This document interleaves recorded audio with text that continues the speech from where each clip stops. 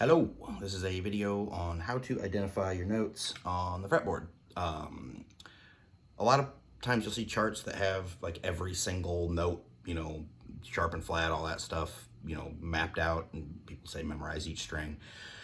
I don't like that. It's too much information. Memorizing some locations, but I basically have broken it down in a way that you can only memorize the bare minimum of stuff that you need to do, and then a formula for finding the note on the fretboard. And you apply the formula in real time, and you can identify notes pretty much instantly. So to me, that's a better way to do it. It's a lot easier to master, takes a lot less time, and doesn't clutter your head up with a lot of rote memorization, which I think is kind of not great sometimes. So anyway, start with talking about the musical alphabet. Just A, B, C, D, E, F, G. That's all you got to know of the alphabet. And then the concept of sharps and flats. A sharp is higher than the note name it has. So, a C would be lower than a C sharp. A C sharp is higher than a C. Like a flat would be lower than the note, the note name that it gets. So, a B flat is lower than a B. So you go down one fret.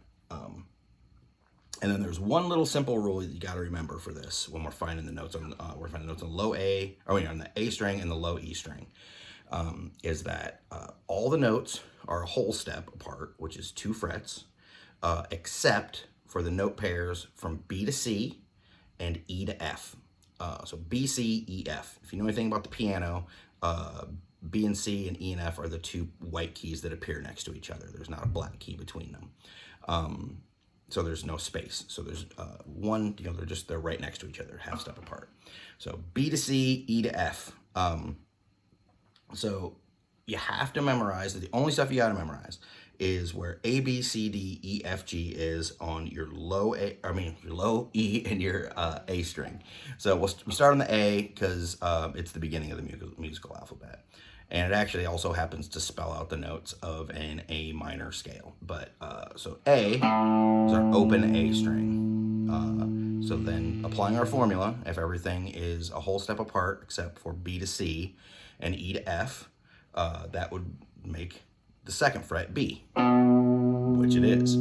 So then, again, applying our formula, B to C is a half step.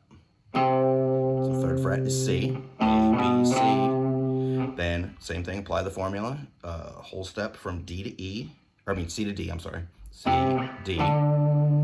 Apply the formula again, D to E, on the 7th fret. Apply the formula again, get from E to F, half step, the 8th fret. Get F to G, applying the formula, whole step. And then you're at the octave, whole step up at the 12th fret, to A.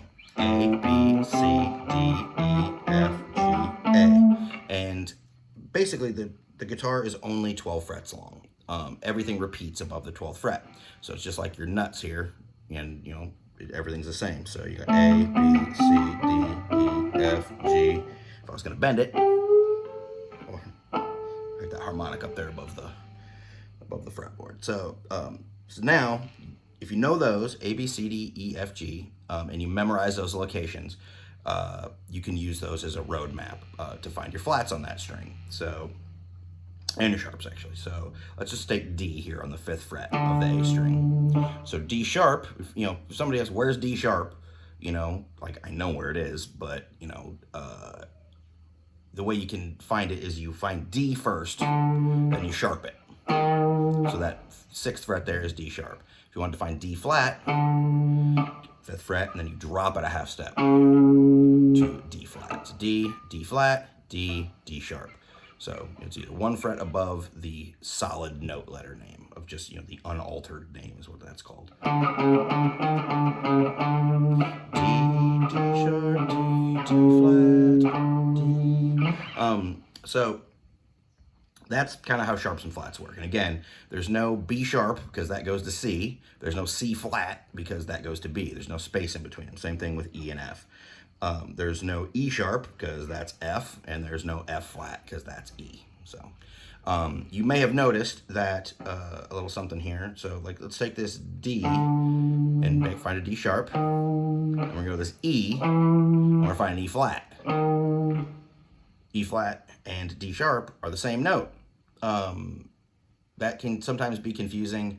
It's mostly like why you would choose to do it in sharps or flats, depending is what instrument you're on and how how it looks on sheet music for sight reading. We don't deal with that much as guitar players, so you can kind of pick one and stick with it, depending on what it is.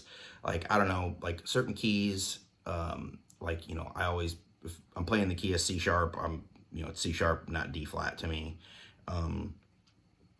It's it's F sharp, not G flat, but it's B flat, not A sharp. It's E flat, not D sharp. It's just, those are just kind of the conventional things that get thrown out there. But you can kind of just pick one and go with it, depending on the key, whatever's best. It's all the same thing. But anyway, so you got your A, B, C, D, E, F, G, A, and then all your various sharps and flats in between. Now we're going on to the low E, and we're going to apply the same formula. So E, so apply the formula. It's a half step from E to F. Then whole step from F to G to the 3rd fret. Whole step from G to A to the 5th fret. Whole step from A to B to the 7th fret. Whole step, or half step, so I'm sorry, from B to C here on the 8th fret, applying the formula, of course. Then a whole step from C to D to the 10th fret, and then 10 to 12 to D to E, and then everything repeats above the 12th fret. So now, those you gotta memorize. I'm maybe gonna make some flashcards or something, but you gotta know. If I say what's the 5th fret on the A string, you gotta know it's D. If I say what's the 7th fret on the A string, you gotta know it's E. Those are your road maps. And we learn these first because those are your root notes for most power chords or bar chords. If you need to know where a G bar chord is, you find G. G major. If you need G flat or F sharp, just move. Find the G, find the F, sharp, flat as appropriate. You got it. And then same thing, up here on your A string, because a lot of your power chord playing and bar chord playing is going to be on the E, A, and D strings.